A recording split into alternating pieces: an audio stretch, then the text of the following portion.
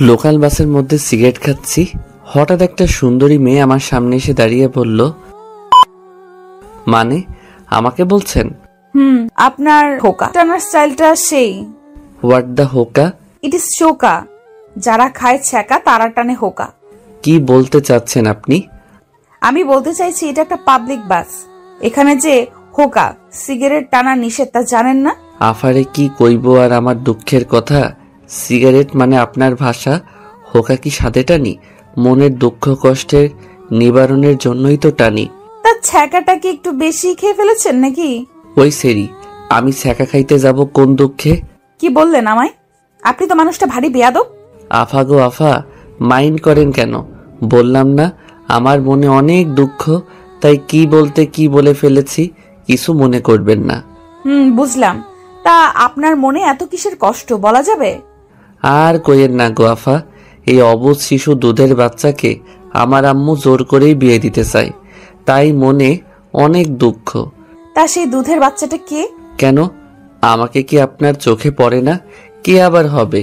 আমি নিজেই। হাসাইলেন মিয়া, আপনি দুধের বাচ্চা? আজ বিয়ে দিলে কাল ডজন খানেক দুধের বাচ্চা পয়দা করবে, আর ইনি নাকি দুধের বাচ্চা? ভাবা যায়? দূর সেমরি, তুই আসলেই বেশি কথা কস। ওই ছ্যামরা, তুই আবার আমাকে ছেমরি বললি? আফারে খেপেন কেন? আমি বললাম না আমার মনে অনেক দুঃখ, তাই কি বলতে কি বলে ফেলেছি মাথায় আসছে না, সরি। ঠিক আছে ঠিক আছে, এখন সরে বসেন, আমি বসবো। ও মা গো, একটুখানি ভালো করে কথা বলছি দেখে এখন আমার পাশে বসবেন তাই না? জানেন আমি না এমনই, মেয়েরা আমাকে দেখলেই পটাতে শুরু করে দেয়। হাউ স্মার্ট মি, তাই না? ভাব নিয়ে কথাটা বললাম, ইংরেজিটা ঠিক বলছে কিনা সন্দেহ। জি না মিস্টার, এটা আমার সিট, আপনি আমার সিটে বসে আছেন, এই যে দেখুন টিকিট। সো এখন সরে বসেন। নো প্রবলেম নো প্রবলেম, আসেন বসেন। ভাবটা মনে হয় বেশি নিতে গেছিলাম মেয়েটি বসার পরে। আচ্ছা, আপনি এই হোকাটা কবে থেকে টানেন? 24 বছর। আপনার বয়স কয় বছর? 24 বছর। কেন? তার মানে আপনি জন্মের পরে মায়ের পেট থেকে বের হওয়ার পর থেকে হোকা টানেন? আরে আমার কথাটা তো আগে শেষ করতে দেবেন নাকি? বলেন। মানে হলো আমার জন্মের 23 বছর 11 মাস 29 দিন পরে থেকে আমি সিগারেট মানে আপনার ভাষায় হোকা টানি। তার মানে আপনি আজকেই প্রথম খাইলেন? ওই যে বললাম না আমার অনেক দুঃখ, এই দুধের বাচ্চাকে আমার আম্মু জোর করে বিয়ে দিতে চায়, তাই দুঃখ নিবারণের জন্য আমিও হোকার স্বাদটা নিয়ে নিলাম। হায় রে দুধের বাচ্চা রে, 24 বছরের বুইরা নাকি দুধের বাচ্চা। একটা কথা বলি, আপনি না অনেক দুষ্টু। এ কি, আপনি আমার নিকনেম জানলেন কি করে? মানে হচ্ছে দুষ্টু আমার নিকনেম, সকলে আমাকে দুষ্টু বলেই ডাকে। মেয়েটার সাথে কথা বলতে বলতে আমার গন্তব্যস্থানে চলে আসলাম। প্রায় 2 ঘন্টা একসাথে বসে গল্প করলাম, আর মেয়েটির সাথে আমি দুষ্টুমি করলাম। শুধু যে আমি এই মেয়েটার সাথে দুষ্টুমি করলাম তা কিন্তু নয়, আসলে আমি সবার সাথেই একটু দুষ্টুমি করি। বাসটা থেমে গেল, তাহলে আপনি থাকেন, আমি যাই। কই যাবেন? আরে আমার গ্রামে পৌঁছে গেছি, বাড়িতে যাব না। ও তাইলে বাই। আমি বাসের দরজার সামনে এসে একটা কথা বলবো? জি বলেন। আপনি বলাতেই মেয়েটার চোখ মুখ হাস্যোজ্জ্বল হয়ে গেল, মনে করলো তাকে ভালো কোনো পদবি দেব, কিন্তু আমি কি? আপনি না খুবই একটা বাচাল টাইপের একটা মেয়ে, বলেই দিলাম দৌড়। মেয়েটা দেখলাম পিছনে থেকে বলছে, ওই আমি বাচাল না, তুই বাচাল, তোর বাপ বাচাল, তোর 14 গোষ্ঠী শুদ্ধ বাচাল, হারামজাদা। কে শোনে কার কথা? আমি দৌড়ে বাড়িতে চলে আসলাম, কিন্তু একটা জিনিসের জন্য খুব আফসোস হচ্ছে। এত সুন্দর একটা মেয়ের সাথে এতটা পথ পাড়ি দিয়ে আসলাম, আর মেয়েটার নাম ঠিকানা কিছুই জানা হলো না। বাড়িতে এসেই, কিরে বাবা, আয়শা পড়ছিস? Good boy. শোন, কালকেই কিন্তু তোর জন্য মেয়ে দেখতে যাব। আম্মু, আমি সবে আসলাম, কোথায় খাইতে দেবে তা না করে আমার বিয়ে নিয়ে পড়লে কেন? খাইতে দেব মানে? আগে রুমে গিয়ে ফ্রেশ হয়ে আয়, তারপর খাবি। না, আগে খাবো তারপর রুমে যাব। আমার অনেক দুঃখ, তাই দুঃখের কারণে ক্ষুধা লেগে গেছে। কি কস তুই? আমি আগে জানতাম দুঃখের কারণে মানুষ খাওয়া দাওয়া ছেড়ে দেয়, আর তোর ক্ষুধা লাগছে? আম্মু শোন, দুষ্টুমি সবার সাথে করলেও আমার সাথে করতে আসিস না, কারণ ভুলে যাস না, তুই যদি দুষ্টু হোস তাহলে আমিও দুষ্টুর মা। ক্ষুধা লাগছে। এখন খাইয়ে দাও। খাবার টেবিলে। আম্মু, আমার বিয়েতে মামা থাকবে না তাই কি কখনো হয়? আচ্ছা আম্মু, মামা কোথায় যেন থাকে? ওই কানাডা। কি মামা কানা?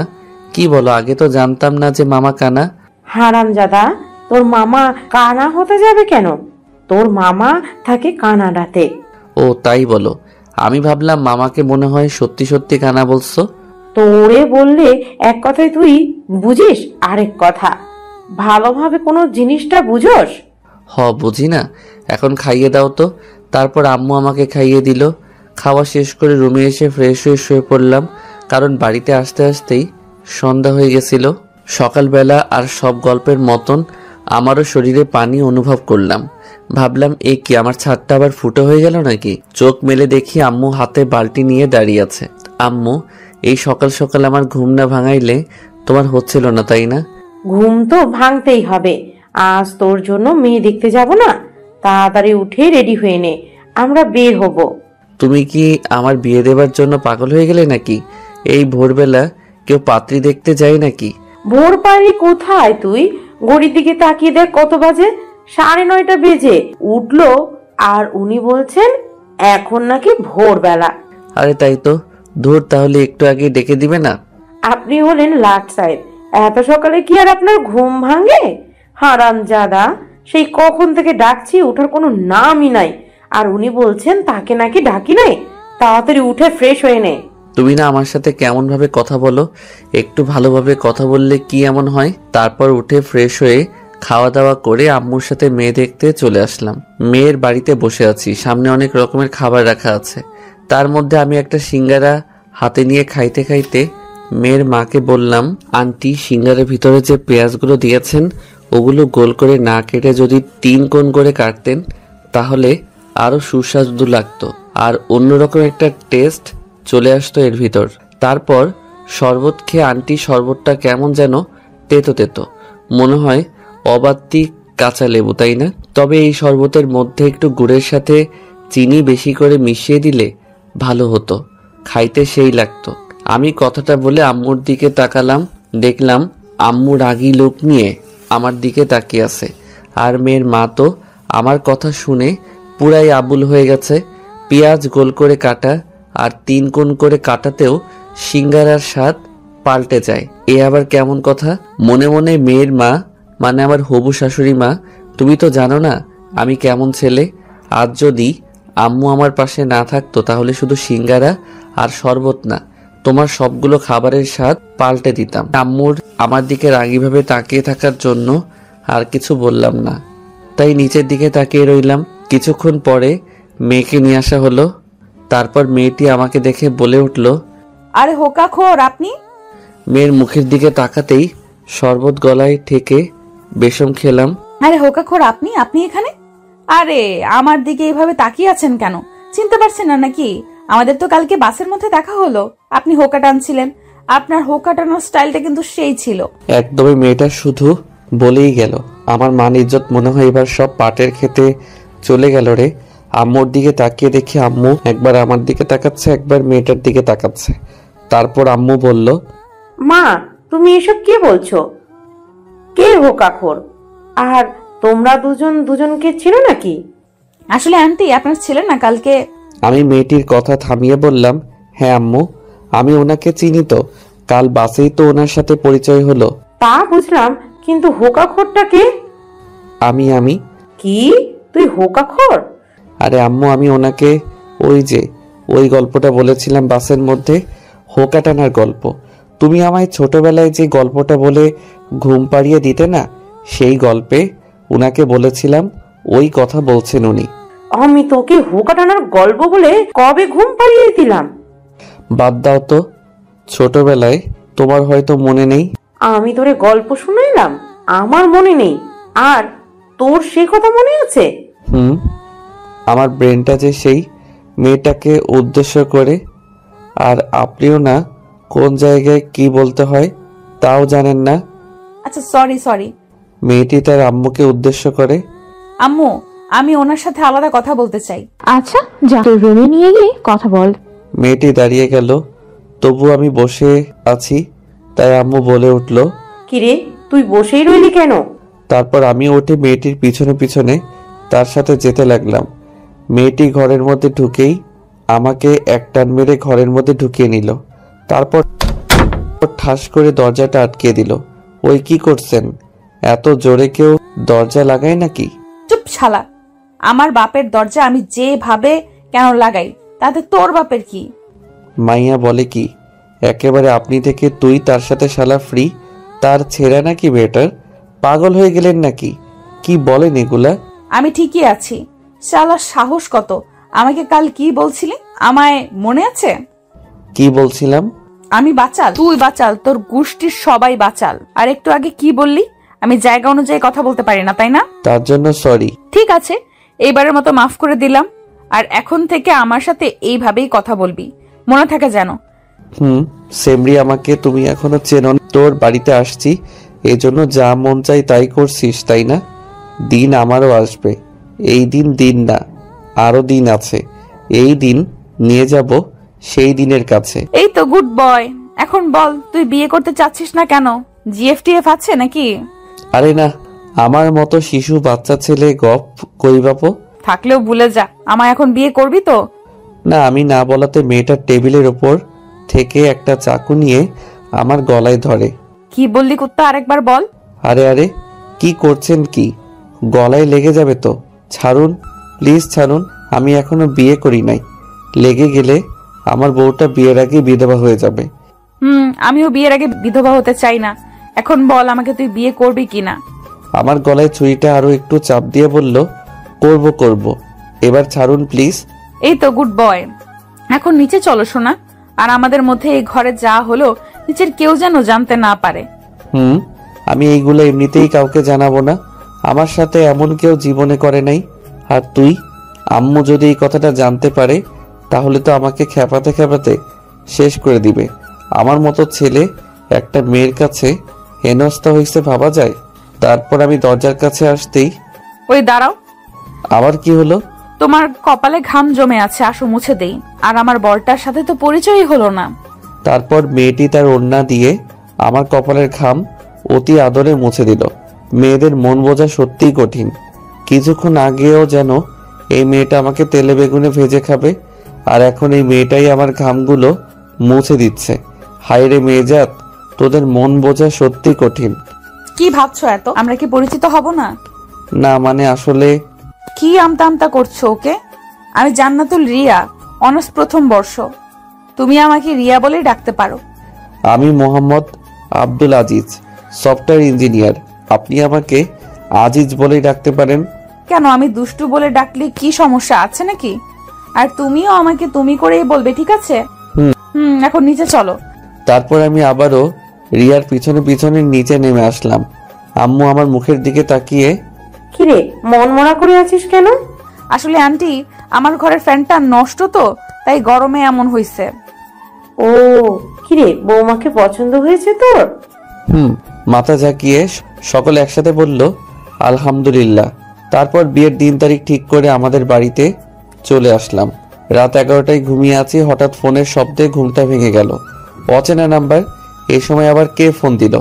ধরার পরে, আমার বাবুটা কি করে? জি আম্মু, ঘুমাইছিলাম। ওই কুত্তা, আমি তোর কোন কালের আম্মু লাগি? তাহলে কি খালামণি? ওই কুত্তা। ওই সেরি, চিল্লাস কেন? পরিচয় না দিলে চিনবো কেমনে? আমি রিয়া, তোর বউ। ওহো বউ, তুমি তা আগে বলবা না? তাহলেই তো আর আম্মু খালামণি ডাকি না।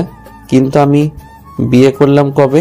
বিয়ে করিস নাই, করবি, সমস্যা কোথায়? কিন্তু এখন বল, আমাকে ওইগুলা আম্মু খালামণি বলে ডাকলি কেন? আর বলবো না। আমি যখন ছোট ছিলাম তখন আমাকে আমার আম্মু আর খালামণি আদর করে বাবু বলে ডাকতো। তাই ভাবলাম তুমি হয়তো আমাকে থামিয়ে দিয়ে। চুপ কর শালা, নাম্বার দেখেও কি চিনিস না কার নাম্বার? তোমার নাম্বার তো আমার কাছে ছিল না। শালা, নিজের বউয়ের নাম্বার রাখিস না তুই? কেমন বল? আমার বোঝা হয়ে গেছে। আল্লাহ গো, তুমি যে আমার কপালে কি লিখে রাখছো। সরি বউ। চুপ, এক্ষুনি আমার নাম্বার বউ লিখে সেভ করবি। এই তো আমার বাবুটা। সরি আমার বরটা। আচ্ছা শোনা, তুমি রাতের খাবার খাইছো? বউ, খাইছি। তুমি খাইছো বউ? খাইছি। তা আমার বরটা কি দিয়ে খাইলো? পান্তা ভাতের সঙ্গে আলু ভর্তা। কি আজিজ, তুমি এই রাতে পান্তা ভাতের সঙ্গে আলু ভর্তা খাইছো? ঠান্ডা লেগে যাবে না? তুমি কি জানো না এখন ঠান্ডা লাগলেই মানুষজন করোনা পদবি দিয়ে দিতেছে, ঠান্ডা লাগলে তখন কি হবে? কি করব বলো, আম্মাও তো বয়স হয়ে গেছে তাই না? তো আম্মার বয়সের সাথে পান্তা খাবার কি সম্পর্ক? ওই যে আম্মু তো এখন আর বেশি রান্না করতে পারে না, তাই আম্মু শুধু সকালে রান্না করে। সকালে গরম খাবার খাই, দুপুরেও ওই খাবারগুলোই খাই। পরে আম্মু পানি দিয়ে রাখে, তাই রাতের বেলায় পান্তা খাই। আমি তো আর আমার আম্মুকে কষ্ট দিতে পারি না তাই না? ইস, আমার সোনাটার রাতে পান্তা খেতে খুব কষ্ট হয় তাই না? আর বেশি দিন তোমার কষ্ট করতে হবে না সোনা। আমাদের বিয়ে হয়ে গেলে তোমাকে প্রতিদিন প্রতি ওয়াক্তে গরম গরম খাবার খাওয়াবো, কেমন? সোনা, এখন ঘুমাই, আমার না প্রচুর পরিমাণে ঘুম পাচ্ছে। আচ্ছা সোনা, তুমি ঘুমাও, রাত জাগলে আবার ঠান্ডা লাগতে পারে তোমার। এমনিতেই তুমি পান্তা খাইছো। রাখি, বাই। এই শোনো না। আবার কি হলো? এই না বললে তোমার ঘুম পাচ্ছে? পাচ্ছে তো। তো আবার কি? একটা দাও না। কি দিব? ওই যে সবাই যা দেয়, যেটা ঘুমানোর আগে। সবাই কি দেয়? ওই যে চুমাচুমি। লজ্জায় লাল হয়ে। ধুর, তুমিও না। আমার বুঝি লজ্জা করে না? বিয়ের পরে দিব, কেমন? এখন রাখি, তুমি ঘুমাও। বলে ফোনটা কেটে দিল। এদিকে রিয়া মনে মনে ভাবছে, কি লজ্জা, কি লজ্জা। ছেলেটা আসলেই একটা দুষ্টু। দুষ্টু না হলে কি কেউ করে এমন ভাবে চুমু চায়? দুষ্টু কোথাকার। কুত্তি, আমার স্বাদের ঘুমটা নষ্ট করে এখন লজ্জা পাচ্ছিস তাই না?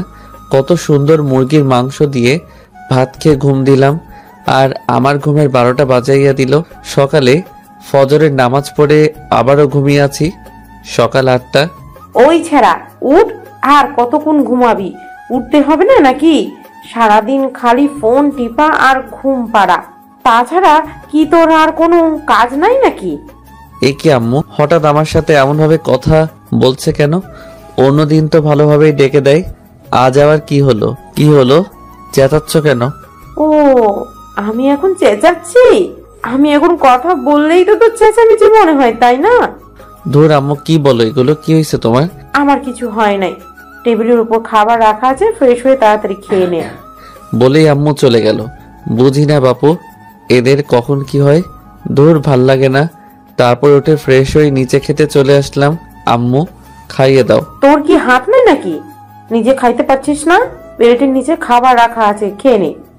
মনে হয় খুবই রেগে আছেন আমার মা জননী, তাই আর তাকে কিছু বললাম না, নইলে অবস্থা অন্যরকম হতে পারে। খাবারের প্লেটটা সরাতেই আমার চোখ কপাল উঠে গেল। সুন্দরভাবে খাবারগুলো সাজানো আছে, পেঁয়াজ, কাঁচামরিচ, আলু ভর্তা আর পান্তা ভাত। আম্মু, এগুলো কে খাবে? কেন বাবা, তোর তো রাতে পান্তা খেতে কষ্ট হয় তাই না? তাই আমি ভাবলাম সারাদিন পান্তা ভাত খাবি আর রাতে না হয় গরম খাইলি। তুই তো আবার আমাকেও কষ্ট দিতে চাস নে। কি আইডিয়াটা কেমন হলো বল? কাল রাতে আমি রিয়াকে যা যা বলেছি সেগুলো আম্মু কিভাবে জানলো? তাই তো বলি, আম্মু আমার সাথে এমন করে কথা বলছে কেন? আমি কখন তোমাকে এগুলো বললাম আম্মু? পিছনে থেকে কেউ একজন। আম্মুকে বলেন নাই, তবে আমাকে তো বলছেন।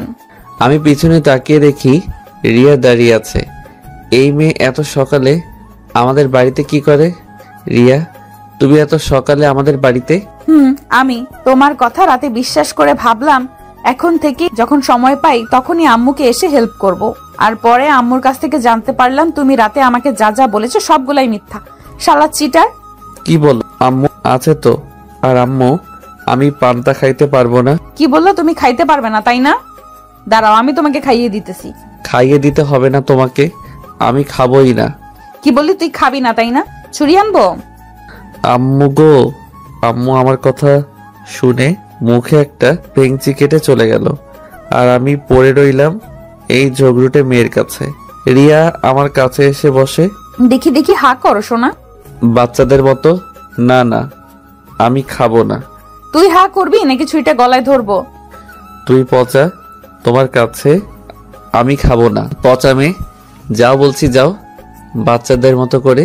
কুত্তা, আমি কিন্তু এবার সত্যি সত্যি রেগে যাচ্ছি। রিয়ার চিৎকারে ভয় পেয়ে সঙ্গে সঙ্গে হা করে ফেললাম, আর রিয়া আমার মুখের মধ্যে পান্তা ভাতের সঙ্গে আলু ভর্তা মাখিয়ে খাইয়ে দিতে লাগলো। উফ ভাই, সেই সুস্বাদু খাবার। খাওয়া শেষ করে আমি আমার রুমের মধ্যে এসে বসে আছি, আর রিয়া আম্মুর সাথে কি যেন কথা বলছে। কিছুক্ষণ পরে রিয়া আমার রুমের মধ্যে প্রবেশ করলো। তারপর, চলো। কোথায় যাব? বাইরে ঘুরতে বের হব আমরা। কিন্তু কোথায় যাব সেটা তো বলবে নাকি? গেলেই দেখতে পারবে। আমি আর কথা বাড়ালাম না, আম্মুকে বলে রিয়ার সাথে বেরিয়ে পড়লাম একটা রিক্সা নিয়ে।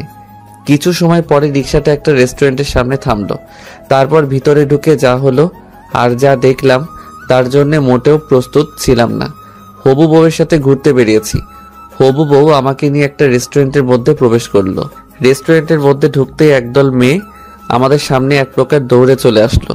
শালার মেয়েগুলাও না দেখতে এক একটা, উফ। তাদের মধ্যে একটা মেয়ে আমার বউকে মানে হবু বউকে উদ্দেশ্য করে বলল, দোস্ত মালটা কে রে? উফ, দেখতে তো সেই। হ্যাঁ রে দোস্ত, সেই মাল তো দেখতে একদম আখের মতো, চিকন হলেও ভেতরে মনে হয় রসে ভরা, মনে হচ্ছে আখের মতো, এখনই চিবিয়ে খেয়ে ফেলি। আল্লাহ গো, এ আমি কাদের তলে পড়লাম? এরা কি আমাকে ইফটিজিং করতেছে? ধুর, ভয় পাই নাকি আমি? আমি হলাম পুরুষ মানুষ। পুরুষ মানুষ কি ভয় পাই নাকি মেয়েগুলোর কথা শুনে? আমার হবু বউ দেখলাম রেগে আগুন। এই তোরা এগুলো কি শুরু করলি? ও আমার বর, ভালোভাবে কথা বল। আরে দোস্ত রাগিস কেন? আমরা তো এমনি মজা করলাম। তুই তো আমাদের বললি তোর হবু বরের সাথে আমাদের পরিচয় করিয়ে দিবি, তাই আমরাও দুলাভাইয়ের সাথে একটু মজা করলাম। দুলাভাই, আপনি কি রাগ করলেন? আমি মেয়েটির গালে একটা টিপ্পনি মেরে মুচকি হাসি দিয়ে, ধুর, শালীরা কি যে বলো না তোমরা, না আসলে এক একটা শালী। শালীদের কথায় কি রাগ করা যায়? আপনি কি আমাদেরকে গালি দিতেছেন ভাইয়া? দেখো দেখো, শালীগুলো বলে কি, আমি তোমাদের গালি দিতে যাব কেন? এটা তো আমাদের সম্পর্কের নাম। ওই তুমি এখন চুপ করবে? থার্ড মেয়েগুলোকে উদ্দেশ্য করে, তোদের সাথে ওর পরিচয় করিয়ে দেই। ওর নাম আজিজ, পুরো নাম মোহাম্মদ আজিজ। আর আজিজ এরা হলো। মেয়েগুলো রিয়াকে থামিয়ে দিয়ে, থাক দোস্ত, তোর পরিচয় করিয়ে দিতে হবে না, দুলা ভাইয়ের সাথে আমরা এমনিতেই পরিচয় করে নিচ্ছি। তারপর একে একে সবগুলো মেয়ে হাত বাড়িয়ে দিয়ে প্রথমে হাই বলে তাদের নামগুলো বলতে লাগলো। ওরা বলল, হাই, আমি মিনা, আমি সিনা, আমি বিনা, আমি রিনা, আমি মনা। আমি কনা। আমি টিনা। আর আপনি? জি, আমি জানি না। কি? ও সরি, রিয়া তো তোমাদের আমার কথা বললই, তাই না? ও হ্যাঁ, রিয়া তো বললই, কিন্তু দুলাভাই আপনি যে কি বলবো তাই মন থেকে সবকিছু হারাই ফেলছে। আমি কি হাত মিলিয়ে পরিচিত হবেন? আমি কিছু বলতে যাব তার আগেই, না থাক, তার কোনো দরকার নেই, তোরা থাক, আমরা এখন আসি। কি বলছিস দোস্ত? কিছু না খাইয়ে চলে যাবি? কত আশা করে আসলাম, আজ পেট পুরে খাবো। অন্য একদিন খাওয়াবো, এখন তোরা থাক। রিয়া মনে মনে বলে, খাচ্চুন্নির দল, আমার বরটাকে নিয়ে টানা হেঁচড়া শুরু করে দিয়েছিস আর আমি তোদের খাওয়াবো না? কোন দিন খাওয়াবি সেটা তো বলে যা। আমার বিয়ের দিন সবাই আসিস আর পেট পুরে খেয়ে যাস। বাবুর্চিকে বলে তোদেরকে একটা এক্সট্রা টেবিল রেখে দেব, যা যা মন চায় খেয়ে নিস, এখন বাই। বলে রিয়া আমাকে টানতে টানতে বাহিরে নিয়ে আসলো। আর মেয়েগুলোকে দেখে মনে হলো শালিকারা আজ 7 দিন হলো না খেয়ে আছে, আর তারা খবর পেয়েও তা হারিয়ে ফেললো। বাহিরে, এই কুত্তা, তুই ওদের সঙ্গে অমন গা ঘেসে ঘেসে কথা বলছিলি কেন রে? নাকি তোর চরিত্রই এমন? শালা লুজ ক্যারেক্টার। কাঁদো কাঁদো কণ্ঠে, সি সি সি সি, রিয়া ছি, তুমি আমাকে এই কথাটা বলতে পারলে? আমাকে এত বড় অপবাদ দেওয়ার আগে তোমার একবারও কথাটা মুখে আটকালো না? না, এ জীবন আমি আর রাখবো না। ওই ফিল্মি ডায়লগ ছাড়, তুই কি করতে পারিস তা আমার জানা হয়ে গেছে, শালা লুচু। দেখো, ওরা আমার শালীর মতন, তাই তো একটু দুষ্টুমি করলাম। আর ওরা যে আমাকে আখ বলল, আবার আমাকে চিবিয়ে খেয়ে ফেলতে চাইলো, কই তখন তো কিছু বললে না ওদের? ও, যত দোষ নন্দ ঘোষ, তাই না? ঠিক আছে ঠিক আছে, এবারের মতো মাফ করে দিলাম। এরপর থেকে কোনো মেয়ের দিকে তাকালে না চোখ তুলে নিব। এই মনে মনে, হয় তোর বাপের দেওয়া যৌতুকের চোখ তো, তাই না, যে চাইলি আর তুলে নিলে? কিছু বললে? কই না, না কিছু তো বলি নাই। যা বললাম মনে থাকবে তো? হ্যাঁ থাকবে। এই তো গুড বয়। এখন চলো আমরা ফুচকা খাবো। এই না, না আমি ফুচকা খাইতে পারবো না। কেন, সমস্যা কি? খাইতে পারবে না কেন? তুমি ফেসবুকে ওই পোস্টটা দেখো নাই? কোন পোস্টটা? আরে ওই যে বড় ভাই পোস্ট করেছিল। মামা, আপনি কি টয়লেট করার পরে সাবান দিয়ে হাত ধৌত করেন? না মামা, তবে টয়লেটে যাওয়ার আগে ভালোভাবে হাত ধুয়ে নিই, সারাদিন মরিচের কাজ করতে হয় তো। ছি, কি বলো এগুলো? সত্যি। ফুচকা আমার সব থেকে প্রিয়।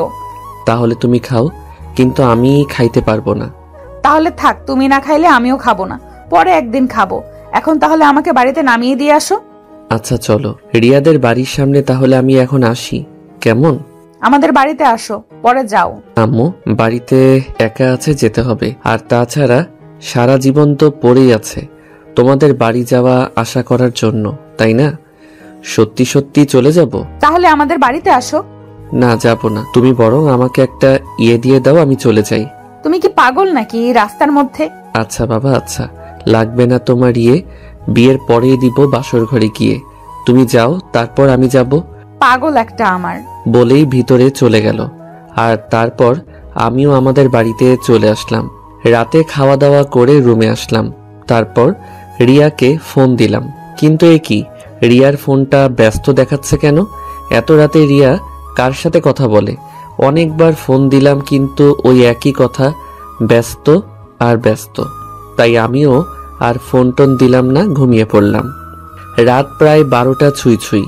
হঠাৎ কিসের যেন শব্দে ঘুমটা ভেঙে গেল। চারদিক যেন স্তব্ধ হয়ে গেল নিমিষেই। তবে কিসের শব্দে ঘুমটা ভেঙে গেল আমার? সামনের দিকে তাকাতেই হালকা ডিম লাইট আলোতে কিছু একটা চোখে পড়ল।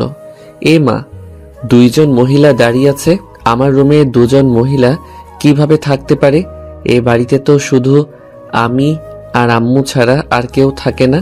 তাহলে আমি যা ভাবছি তাহলে কি তাই? ভূত নাকি? ভয়ে কিছু বলতেও পারছি না। কিছুক্ষণ পরে দেখতে পেলাম ঘরটা লাল, নীল, বেগুনি আরো অনেক রঙে রাঙিয়ে উঠল। ও মা গো, তাহলে কি এটা ভূত পেতনিদের গায়ের রং? না, আমি মরতে চাই না এই ভূতদের হাতে। কিছু একটা আমাকে করতেই হবে, কিন্তু কি করব? পাইছি। তাই শরীরে যতটা সম্ভব শক্তি আনা যায় সব শক্তি এক জায়গায় করে দিলাম, এক চিৎকার। ও মা গো, ভূত ভূত ভূত, বাঁচাও মা গো, বাঁচাও, মেরে ফেললো আমায়, বাঁচাও, কেউ বাঁচাও। আমার চিৎকার শুনে ঘরটা এমনি এমনি আলোকময় হয়ে উঠল, মানে এর বাল্বটা জ্বলে উঠল। আর কে যেন দৌড়ে এসে আমার মুখটা চেপে ধরলো আর বলতে লাগলো, happy birthday to you, happy birthday to you, happy birthday to you, happy birthday to you my dear জান, হ্যাপি বার্থডে টু ইউ। আমি তো শালাই অবাক। ঘরটার চারিদিকে তাকিয়ে দেখি পুরো ঘরটা সুন্দরভাবে সাজানো। আর যে দুজন মহিলার কথা বললাম তারা আর কেউ নয়, একজন আমার আম্মু আর একজন আমার হবু বউ রিয়া। আজকে আমার জন্মদিন, আর আমারই মনে ছিল না, কিন্তু রিয়া কিভাবে জানলো যে আজ আমার জন্মদিন? আর এই প্ল্যানটাই বা কার? কি আজিজ, কেমন সারপ্রাইজ দিলাম বলো? রাখো তোমাদের সারপ্রাইজ। আমি কতটা ভয় পেয়ে গেছিলাম সেটা জানো? কানে ধরে আমার শোনাটা ভয় পেয়ে গেছে, সরি জানু। আরে আরে, কি করছো? সরি বলতে হবে না। আমিও অনেক খুশি হয়েছি, কিন্তু এত কিছু কখন করলে আর কিভাবে করলে? আমি আর আম্মু মিলে প্ল্যান করেছি। সকালে তোমাকে খাওয়ানোর পরে তুমি যখন তোমার রুমে চলে গেলে তখন আম্মু আমাকে বলল কাল নাকি তোমার জন্মদিন। তারপর সকালের ঘটনা। মা, কি বুঝলে আমার ছেলেটা কেমন? আম্মু ভালোই, তবে অনেকটা দুষ্টু। মা, আমার ছেলেটা দুষ্টু হলেও ওর মনটা অনেক ভালো। কারো কখনো ক্ষতিও দেখতে পারে না, গরিব দুঃখীদের সাহায্য করতে চেষ্টা করে। ওর যতটুকু সাধ্য আছে, তাই সবার খুশিতে ও খুশি, আর সব সময় সবাইকে আনন্দ দেবার চেষ্টা করে। আম্মু জানি সেটা, আমি প্রথম দিনই বুঝতে পেরেছি ওকে দেখে। তারপরও মা, আমার এই বজ্জাত ফাজিল ছেলেকে একমাত্র তুমিই ঠিক করতে পারবে। দোয়া করবেন আম্মু। কালকে তুমি সকাল সকাল রেডি হয়ে আমাদের বাড়িতে আবার আসবে মা, কেমন? অনেক কিছু রান্না করতে হবে। কেন আম্মু, কোনো অনুষ্ঠান নাকি? কিসের অনুষ্ঠান? সে কি, ফাজিলটা তোমাকে কিছু বলে নাই? না তো। কালকে তো ফাজিলটার জন্মদিন, আর তোমাকে বলবেই বা কেমনে? ওর জন্মদিন কবে ওর নিজেরই মনে থাকে না, তাই হয়তো বলে নাই। তাহলে একটা প্ল্যান করবেন আম্মু। কি প্ল্যান? তারপর আম্মুকে সব কিছু বুঝিয়ে বলি, তারপর কি কি কিনতে হবে সেগুলো বলি, তারপর তোমাকে আমি বাইরে বেড়াতে নিয়ে যাই, আর সেই ফাঁকে আম্মু সব কিছু গুছিয়ে রাখেন। আমাকে না জানিয়ে এত কিছু করে ফেললে? তোকে বলতে যাব কেন রে, আমার বৌমা থাকতে? ও, এখন আমার থেকে এই পেতনিটা তোমার আপন হয়ে গেল, তাই না? আম্মু দেখছেন, আপনার ছেলে আমাকে পেতনি বলছে। ওই ফাজিল, আমার মেয়েটাকে একদম পেতনি বলবি না। হুম। ওকে ওকে, আমরা আর আজকের এই দিনে ঝগড়া না করি। কেকটা তো কাটতে হবে নাকি? আয় তোরা। তারপর আমি, আম্মু আর রিয়া মিলে কেকটা কাটলাম। আম্মুকে প্রথমে আমি খাইয়ে দিলাম, তারপর রিয়াকে খাইয়ে দিলাম, তারপর তারা দুজন আমাকে খাইয়ে দিল। রিয়া তো প্রথমে খাইয়ে দেবার আগে আমার পুরো মুখ কেক দিয়ে মাখিয়ে দিল। মেয়েটা আমার মতোই দুষ্টু আর অনেকটাই মিশুক। আমি একটা জিনিস বুঝলাম না, মেয়েটা এত তাড়াতাড়ি কিভাবে আমাদের পরিবারের সঙ্গে নিজেকে মানিয়ে নিল। আমার সাথে এমন ব্যবহার করে যেন তার সাথে আমার 4-5 বছর প্রেম করার পরে বিয়েটা হচ্ছে। অনেক আনন্দ করলাম তিনজন মিলে। তারপর আম্মু আমি তাহলে এখন আসি, কেমন? রিয়ার কথা শুনে মনটা খুব খারাপ হয়ে গেল। তুমি কি পাগল হয়ে গেলে নাকি মা? এত রাতে বাড়িতে কিভাবে যাবে? কিন্তু কোনো কিন্তু নয়, তুমি আমার সাথে আসো। মা মেয়ে আজ দুজন একসাথে ঘুমাবো, আসো। মুচকি হাসি। ঠিক আছে আম্মু, চলুন। তারপর রিয়া আম্মুর সাথে আম্মুর রুমে চলে গেল, আর আমি পড়ে রইলাম আমার রুমে। আমিও শুয়ে পড়লাম, কিন্তু কিছুতেই ঘুম আসছে না। বিয়ের আগেই যদি বউ আমাদের বাড়িতে থাকে তাহলে কি ঘুম আসে বলুন? খুব করে ইচ্ছা করছে রিয়ার সাথে ছাদে বসে ওই খোলা আকাশটা দেখি আর গল্প করি। রিয়াকে কি SMS দিব যাতে ছাদে আসে? যেই ভাবা সেই কাজ, দিলাম SMS। বউ কি করো? সঙ্গে সঙ্গে রিপ্লাই, আমার বরটার কথা ভাবি। আমার বর এত দুষ্টু কেন? তাহলে কি দুষ্টুমি ছেড়ে দিব? না, কখনোই না। এইভাবেই সারা জীবন আমার সাথে দুষ্টুমি করে যাবে। কি পারবে না? খুব পারবো। ঘুমাবে না? ঘুম তো আসছে না, কি করব? তাহলে শুধু শুয়ে থাকো, ঘুমাতে হবে না। ছাদে আসবে, ওই খোলা আকাশ দেখি দুজন একসঙ্গে আর গল্প করতাম আমাদের ভবিষ্যৎ নিয়ে। আমারও তো যেতে মন চাচ্ছে, কিন্তু আম্মু। আম্মু ঘুমাই নাই? ঘুমাইছে তো। তাহলে আসো, আমি ছাদে বসে আছি। কিন্তু। আরে কোনো কিন্তু নয়, আসো তো, আমি তোমার জন্য অপেক্ষা করছি। ঠিক আছে আসছি, দাঁড়াও তুমি। রাত 2:30 ছাদে বসে বসে রিয়ার জন্য অপেক্ষা করছি। মেয়েটাকে সেই কখন আসতে বললাম, কিন্তু তার আসার কোনো নামই নেই। এইদিকে তো এত রাত, তার উপর আবার ছাদ। একা একা ভয় লাগে না বলুন? না, কি করব, এখন ফোনটাও ঘরে ফেলে আসছি, নইলে ফোন করে জানা যেত আসতে এত দেরি হচ্ছে কেন। এতক্ষণের অবসান ঘটিয়ে কেউ একজন তার নরম কোমল মসৃণ হাত আমার কাঁধের উপর রাখলো। পিছনের দিকে না তাকিয়েই আমি বললাম, এতক্ষণে আসলে রিয়া? সেই কখন থেকে একা একা বসে আছি, আমার কি ভয় ডর বলতে কিছু নাই নাকি? পিছনে থেকে, আমি তোর মা, একা একা যদি ভয় লাগে তাহলে এত রাতে ছাদে বসে বসে কি করিস? পিছনের দিকে তাকিয়ে দেখি এই মা, এ তো সত্যিই আমার আম্মু। আম্মু এখানে কি করে? আর রিয়াই বা আসলো না কেন? ধুর, ভাল লাগে না। আম্মু তুমি এখানে এত রাতে কি করো? আমি। তুই কি করছিস এই আধার রাতে ছাদের উপর? ভালো লাগছিল না আর ঘুমও আসছিল না, তাই ছাদে এসে বসে আছি। ডাহা মিথ্যে কথা। কিন্তু তুমি এখানে আসলে কেন? রিয়া তো একা একা ভয় পাবে রুমের মধ্যে। রিয়া রুমে নেই, ওর আব্বু আর ভাইয়া নিয়ে গেছে রিয়াকে। রিয়ার আম্মু নাকি অনেক অসুস্থ। কি বলো? কখন নিয়ে গেলেন? 20 মিনিট হবে। রিয়ার আম্মু অসুস্থ সেটা আমাকে একবারও জানানোর প্রয়োজন মনে করলো না, তার আগে চলে গেল রিয়া। তোকে অনেকবার ফোন দিয়েছিল মেয়েটা, কিন্তু তুই ধরলি না, তাই আমি রিয়াকে বললাম ও হয়তো ঘুমিয়ে গেছে। তুমি তাড়াতাড়ি তোমার মায়ের কাছে যাও, আমি সকালে আজিজকে নিয়ে তোমাদের ওখানে যাব।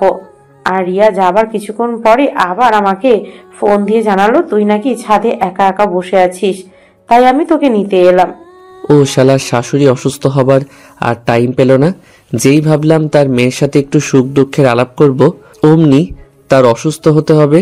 এখনই এমন জানি না বিয়ের পরে যখন বাচ্চা কাচ্চা নেবার প্ল্যান করব তখন কি হবে। এত কি ভাবিস, চল তাড়াতাড়ি ঘুমাবি, কাল আবার সকালে রিয়ার আম্মুকে দেখতে যেতে হবে। বাচ্চাদের মতো হামদার করে তবে আম্মু, আমার মাথাটা না অনেক ব্যথা করছে। আমি আজ তোমার রুমে শুব তোমার কোলেতে, আর তুমি আমার মাথায় হাত বুলিয়ে দিবে মুচকি এসে। আচ্ছা ঠিক আছে, এবার তো চল। তারপর আম্মুর সাথে আম্মুর রুমে চলে আসলাম। আমি আম্মুর কোলে মাথা রেখে শুয়ে আছি, আর আম্মু আমার মাথায় হাত বুলিয়ে দিচ্ছে। আম্মুর কোলে শুয়ে থাকতে থাকতে কখন যে ঘুমিয়ে গিয়েছি সেই খেয়ালই নেই। সকালে আম্মুর কোরআন তেলাওয়াত শুনে ঘুম ভাঙল। আমার আম্মু প্রতিদিন সকালে কোরআন তেলাওয়াত করেন। তারপর কি রে, বসে আছিস যে? যা রুমে গিয়ে উজু করে এসে আগে নামাজ আদায় করে নে। আম্মু। তারপর নিজের রুমে এসে নামাজ পড়ে নিলাম। তারপর আম্মু কিছু টুকিটাকি বাড়ির কাজ করে নিল, আর আমরা সকালের খাবার খেয়ে রিয়াদের বাড়ির দিকে রওনা হলাম। সকাল 9টা। রিয়াদের বাড়ির এই সামনে দাঁড়িয়ে আছি। কলিং বেল দিতেই দরজাটা খুলে গেল। সামনে রিয়া দাঁড়িয়ে আছে। মনে হয় আমাদের অপেক্ষাতেই এতক্ষণ দরজার সামনে দাঁড়িয়েছিল। আম্মু আসেন, ভেতরে আসেন। আমাকে ভিতরে আসতে বলবে না, শুধু আম্মুই ভিতরে যাবেন? তাহলে আমি কি আবার চলে যাব? তোমাকে কে চলে যেতে বললো? আমি কি একবারও বলেছি তুমি চলে যাও? তা বলনি, কিন্তু ভিতরেও তো একবারও আসতে বললেন আমাকে, শুধু আম্মুকেই বললে। দেখেছেন আম্মু, আপনার ছেলে কতটা হিংসুটে, আপনাকেও হিংসা করছে। তোরা আবারও শুরু করলি? তোদের দেখছি সাপ বেজির সম্পর্ক, দেখা হলেই ঝগড়া করিস। আমি ভাবছি সারা জীবন তোরা একসাথে থাকবি কি করে। আম্মু, এটাকে বলে ভালোবাসা।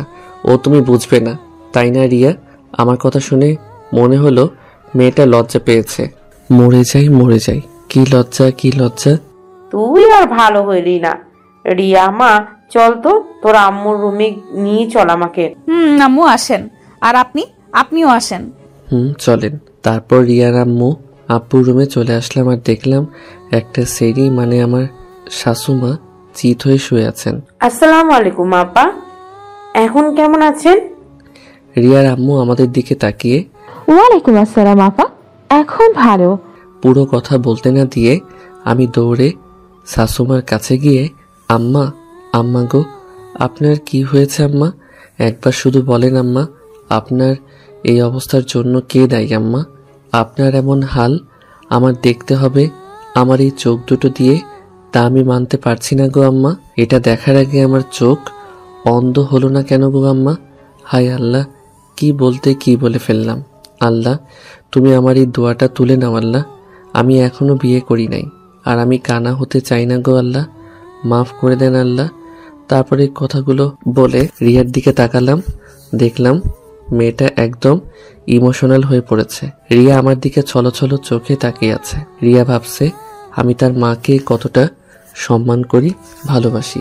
এদিকে রিয়ার আম্মুও ইমোশনাল হয়ে পড়েছেন, কিন্তু আমার আম্মু ঠিকই ধরতে পেরেছেন যে এটাও আমার দুষ্টুমি ছাড়া কিছু না। বাবা বাবা, এত উত্তেজিত হবার কিছুই হয় না আমার। তুমি উত্তেজিত হও না বাবা, সব ঠিক হয়ে গেছে। আপনি কি বলছেন আম্মা? আপনার এত বড় একটা অসুখ করলো, আপনি মরতে মরতে বেঁচে উঠলেন, আর বলছেন কিছুই হয় নাই।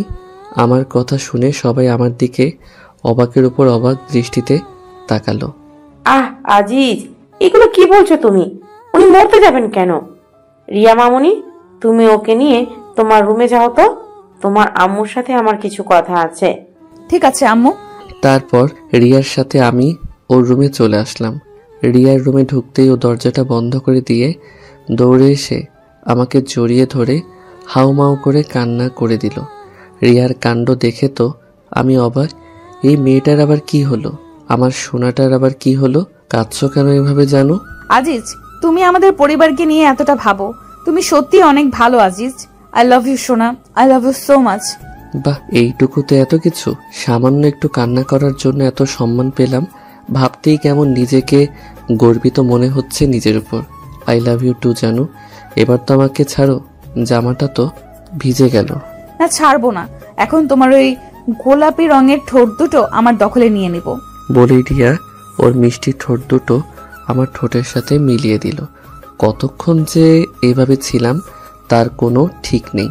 তারপর রিয়ার ওই গোলাপি রঙের ঠোঁটের সাথে আমার ঠোঁট দুটো আটকে আছে। শুধু যে আটকে আছে তা বললে ভুল হবে, কারণ দুজনের রেসপন্স যেন বেড়েই চলেছে। দুজনের একজনেরও ছাড়ার কোনো নামই নেই। তার সাথে রিয়ার ঠোঁটের সাথে আমার ঠোঁট বাড়ি খাওয়ার কারণে এক অন্যরকম শব্দের সৃষ্টি হচ্ছে। এই শব্দটার কারণে একজন আরেকজনের উপর যেন আরও মাতাল হয়ে পড়েছি। আমাদের অনুভূতি প্লাস আকর্ষণ যেন ক্রমশ বৃদ্ধি পাচ্ছে। রিয়ার ঠোঁটটা যেন আমাকে আরও তার কাছে টানছে। সাথে রিয়াও ছাড়বার পাত্রী নয়। রিয়াও যেন আমাকে আষ্টে পৃষ্ঠে জড়িয়ে ধরে তার রেসপন্স বাড়িয়ে তুলছে। দুজনেই ভেসে বেড়াচ্ছি এক অন্যরকম জগতে। আমাদের মাতাল করা এই মুহূর্তটার ছেদ ঘটিয়ে কে যেন দরজায় কড়া নাড়তে লাগলো। হ্যাঁ, এটার কেউ নয়, আমার আম্মু। আজিজ, আমাদের এবার যেতে হবে। তুই তাড়াতাড়ি আয়, আমি রিয়ার আমার ঘরে তোর জন্য অপেক্ষা করছি। আম্মুর ডাকে যেন দুজনের হুঁশ ফিরল। তারপর আমরা একজন আরেকজনকে এক ঝটকায় ছেড়ে দিয়ে ছিটকে দুজন ঘরের দুদিকে চলে গেলাম। রিয়া সোজা তার বিছানার উপর গিয়ে বালিশের মধ্যে মুখ লুকিয়ে ফেলল, আর আমি দরজার সামনে গিয়ে আবার কি যেন মনে হলো তাই, আম্মু তুমি একটু অপেক্ষা করো, আমি আসছি বলে আবার বিছানার কাছে রিয়ার সামনে এসে দাঁড়ালেন। তারপর একটা হাত রিয়ার কাঁধের উপর রেখে রিয়ার কাঁধে হাত রাখতেই ও যেন কেঁপে উঠল, আর আমি ওর নাম ধরে ডাকতেই ও লাফ দিয়ে উঠে আমাকে আষ্টে পৃষ্ঠে জড়িয়ে ধরে আমার বুকের মধ্যে মুখ লুকিয়ে ফেলল। বুঝতে আর বাকি রইল না যে মেয়েটা প্রচুর পরিমাণে লজ্জা পেয়েছে। আমি রিয়ার মাথার উপর আমার হাত রেখে ওর ঘন কালো চুলগুলোর মধ্যে আমার আঙুলগুলো বলাতে বলাতে বললাম, রিয়া, এই রিয়া, কি হলো? মেয়েটা যেন কিছুই বলছে না, একদম নিশ্চুপ। হয়তো আগের ওই কাজটা করার জন্য অনেকটা লজ্জা পেয়েছে। আমি আবারও বললাম, আমার বউটা বুঝি লজ্জা পেয়েছে? এইবার শুধু মাথাটা ঝাঁকিয়ে বলল, অনেকটা। বাহ, আমার চোখ দুটে বউটা দেখি লজ্জাও পায়। তা আরেকবার হবে নাকি বউ? তোমার ঠোঁট দুটো কিন্তু সেই পরিমাণে মিষ্টি। যা দুষ্টু, সারাদিন শুধু দুষ্টুমি না, আমার বুঝি লজ্জা করে না? এত লজ্জা কোথা থেকে পাও শুনি? আর লজ্জা পেতে হবে না, যা হবার তা তো হয়ে গেছে। দেখি এবার আমার মুখের দিকে একবার তাকাও, আমার বউটাকে এক নজর দেখে তো যাই। এইবার রিয়া আমার মুখের দিকে মায়া ভরা দৃষ্টিতে তাকালো, সাথে তার চাহনিতে ভয়ের আভাটাও স্পষ্ট দেখতে পেলাম। রিয়া মায়া ভরা দৃষ্টিতে আমার দিকে তাকিয়ে বলল, যেতে হবে মানে? কই যাবে? বাড়িতে যেতে হবে না, আম্মু তো ডেকে গেলেন আমাকে। এক্ষুনি চলে যাবে? হ্যাঁ সোনা, আম্মু তো তাই বললেন। তাছাড়া বাড়িতে আম্মু অনেক কাজ রেখে আসছেন, সেগুলো গিয়ে করতে হবে তো। ঠিক আছে, তাহলে যাও। রাগ করলে নাকি বউ? কাল তো আবার দেখা হচ্ছেই। আমি কারোর উপর রাগ করি নাই। ঠিক আছে, তাহলে যাবার আগে কি আরেকবার হয়ে যাবে নাকি গো সোনা? যা হবে সব বিয়ের পর, এখন তুমি যাও তো। বলে আমাকে ধাক্কিয়ে ঘর থেকে বের করে দিয়ে দরজাটা লাগিয়ে দিল। আমি বেচারা নিরুপায় হয়ে রিয়ার আম্মুর রুমে চলে আসলাম। তারপর আম্মুকে ডেকে, আম্মু চলো এখন। আমার কথা শুনে দুজনেই আমার দিকে তাকালো। আমাকে দেখেই তাদের মুখটা যেন অন্য রকম হয়ে গেল। আমার দিকে তাকিয়ে রিয়ার আম্মুও আমার আম্মু একজন আরেকজনের মুখের দিকে তাকালেন। কি হলো, বাড়িতে যাবেন না নাকি? ও হ্যাঁ, চল। তারপর রিয়ার আম্মুর থেকে বিদায় নিয়ে নিলাম। রুম থেকে বের হবার আগে দেখলাম দুজনেই মিটমিট করে হাসছে। বিআইন সাহেব, বিয়ের তারিখটা মনে হয় তাড়াতাড়ি ঠিক করতে হবে। রিয়ার আম্মু আর কিছু বলল না, শুধু হাসলো দেখলাম। পুরো রাস্তায় আম্মুর মুখে কেমন যেন হাসি হাসি ভাব দেখলাম। আম্মু, বল। তোমার কি হয়েছে বলো তো?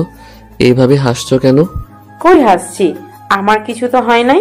আমি দেখতে পাচ্ছি তুমি এখনো হাসছো, আর বলছো হাসছো না। এমনি কিছু না। ধুর, ভাল লাগে না। আমিও আর কিছু জিজ্ঞেস করলাম না। বাড়িতে এসে আমি সোজা আমার রুমের মধ্যে প্রবেশ করলাম। শরীরটা কেমন যেন ক্লান্ত ক্লান্ত লাগছে, তাই আগে ফ্রেশ হওয়ার জন্য বাথরুমের মধ্যে গেলাম। বাথরুমের মধ্যে প্রবেশ করে আয়নাতে চোখ পড়তেই আমার চোখ যেন কপালে উঠে গেল। বিশ্বাস করেন ভাই, আয়নাতে যা দেখলাম তা দেখার জন্য আমি মোটেও প্রস্তুত ছিলাম না।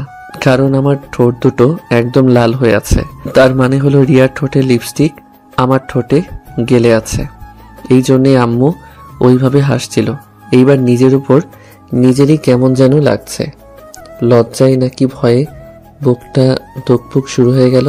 কি লজ্জা, কি লজ্জা! এইটা শুধু আম্মু না, রিয়ার আম্মু দেখেছে। এখন সেমিটার উপর খুব রাগ হচ্ছে।